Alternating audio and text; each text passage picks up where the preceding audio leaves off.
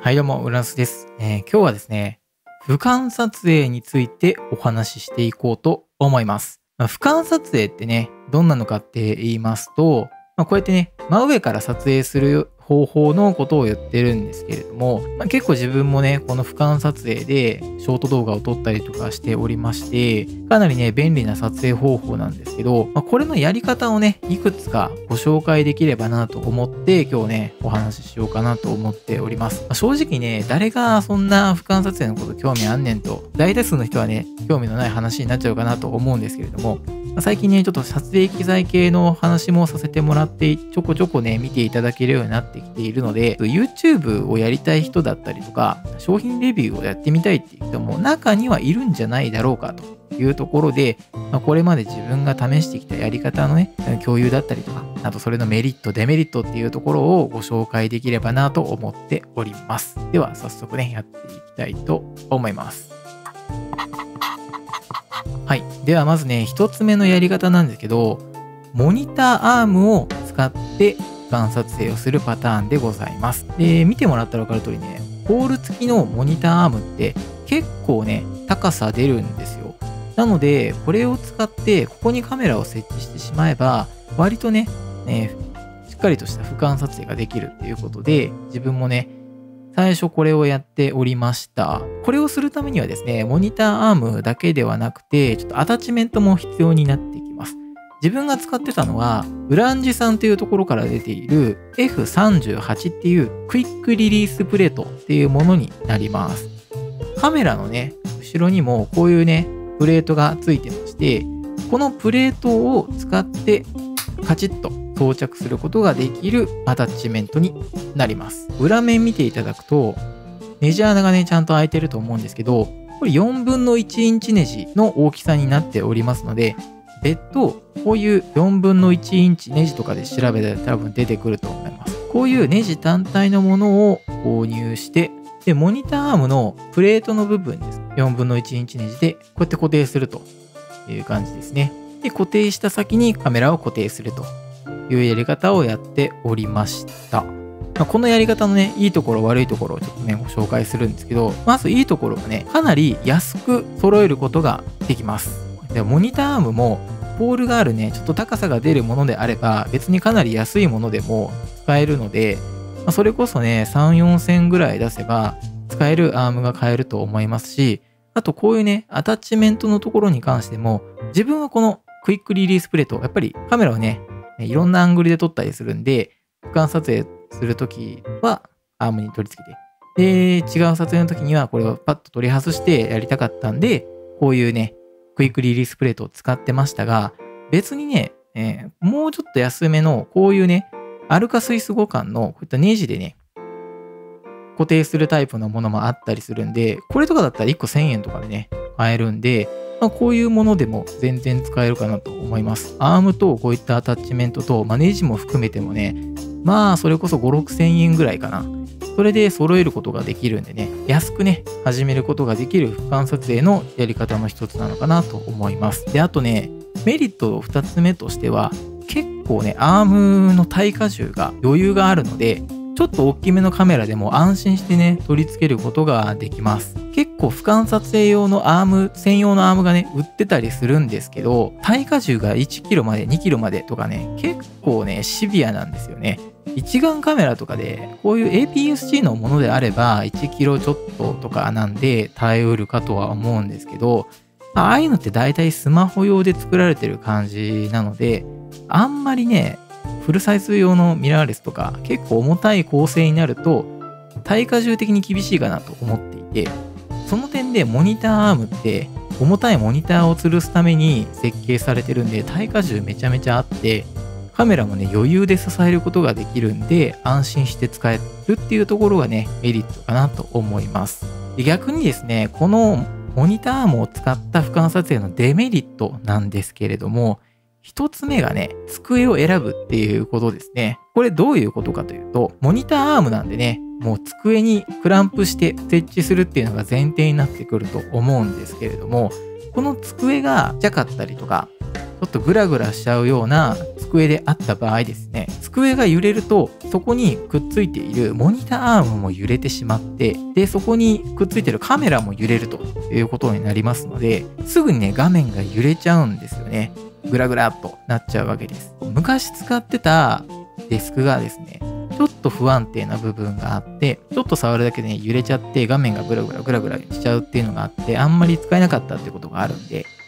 机のちょっと頑丈さっていうか、安定性っていうところに直結しちゃうっていうところがデメリットとしてあるかなと思います。なので頑丈な机を使ってる方はね、全然問題ないと思います。2つ目のね、デメリットなんですけれども、それはね、やっぱ見た目の部分ですね。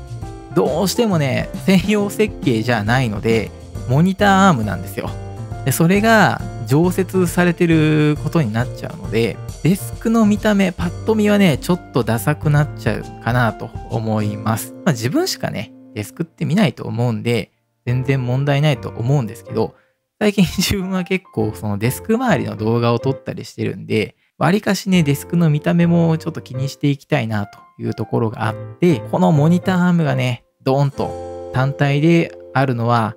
若干デスクの周りがね、やぼったく見えちゃうかなというふうに思っております。そこの部分以外はね、かなり導入もしやすいですし、耐荷重の安心感もあるっていうところで、かなりおすすめのやり方にはなっております。で、見栄えのところに関してはね、自分はこういうアタッチメントを使ったんで、やっぱりね、どうしてもモニターアーム感が抜けなかったんですけれども、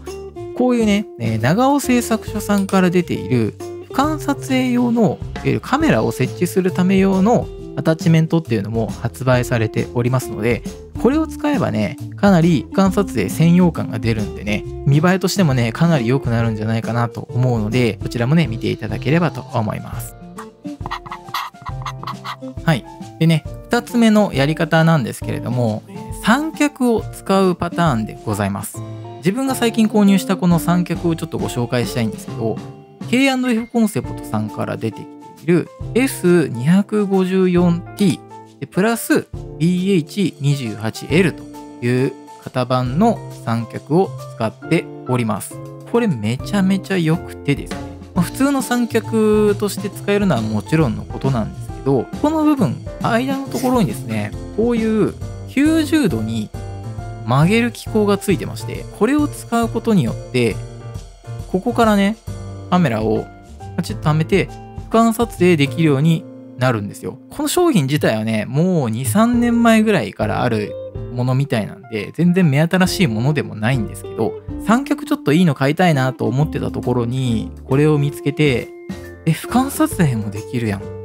てなって思わずね、購入しちゃったやつですね。雲台の部分は自由雲台になっているので、角度もね、本当にどこでも調整することができますし、高さもね、最大238センチかな。もう天井届くぐらいね、高さ出るやつなんで、俯瞰撮影する時のセッティング、かなりね、高さを出したいってなった時も、これ1台あればね、柔軟に対応できちゃうというものになっています。他にもね、一脚にできる機能があったりとか、マクロ撮影用にね、この上下を反対にするっていう機能もあったりしてですね、本当に1台でいろんな役割をこなすことができる多機能な三脚になっております。で、これのね、メリットなんですけれども、やっぱりね、三脚なんで、使う時だけセッティングをして、で、使わない時はもうね、折りたたんでコンパクトにね、収納できるっていうところがいいところなんじゃないかなと思っております。俯瞰撮影する時にもいろんなアングルでね、撮ることができたりします。ここで撮りたいよっていう時もあれば、例えばちょっと後ろのね、サブデスクの方で撮りたいよってなった時も、どこでもね、これ持っていけるんで、これに関しては場所を選ばないっていうところはね、なかなかいいんじゃないかなと思います。ただ、三脚を広げるためのスペースは必要なんで、完全にね、場所をどこでもできるかって言ったらそうじゃないんですけど、でも、デスクにね、固定するモニターアームでやるよりかはかなりね、柔軟性があるかなというところがいいところかなと思います。で、逆にね、デメリットの部分なんですけど、やっぱちょっと値段はするんですよね。これぐらい多機能な三脚になっているので、ちょっといい値段しまして、でセールしてたら1万3000円ぐらいで買えるのかな。で、元値は多分1万7000円ぐらいの三脚になってます。なんでね、ちょっと気軽に俯瞰撮影したいよっていう人には、もしかしたら向かないのかなと思いますね。まあでも、三脚持ってなくて、いい三脚を1台買いたい。で、俯瞰撮影もしたいよ。っていう方なのであれば、この三脚はね、マジでおすすめできるんじゃないかなと思います。他にもね、もうちょっと安めのところで俯瞰撮影もできますよみたいな三脚あったりするんですけど、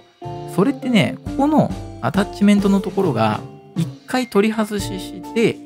俯瞰撮影用のアタッチメントに取り替えて、そっから、できますよみたいなやつなんですよね。ちょっとやっぱ一手間かかっちゃうんですよ。で、これはもう、このままですね、90度に曲げるだけなんで、この動きだけで俯瞰撮影のセッティングができるっていうのがめちゃめちゃ自分は気に入っております。ということで、俯瞰撮影についてのお話でございましたが、いかがでしたでしょうか。この2つのやり方はどちらもね、一長一短というか、いいところも悪いところもそれぞれあると思うので、ご自身にね、合ったやり方を見つけるためのね、ちょっとでも参考になればいいかなと思ってお話ししてみたんですけれども、他にもね、なんかもしこういうやり方があるよ、もうこっちの方がもっと便利だよ、みたいなものがあればですね、ぜひコメント欄で教えていただければ嬉しいです。このチャンネルはですね、こんな感じで撮影機材のお話でしたりとか、あとはデスク周りのガジェット類、そういったところをレビューさせていただいております。もしよければチャンネル登録、高評価もぜひぜひよろしくお願いいたします。では、また次回の動画でお会いいたしましょう。バイバイ。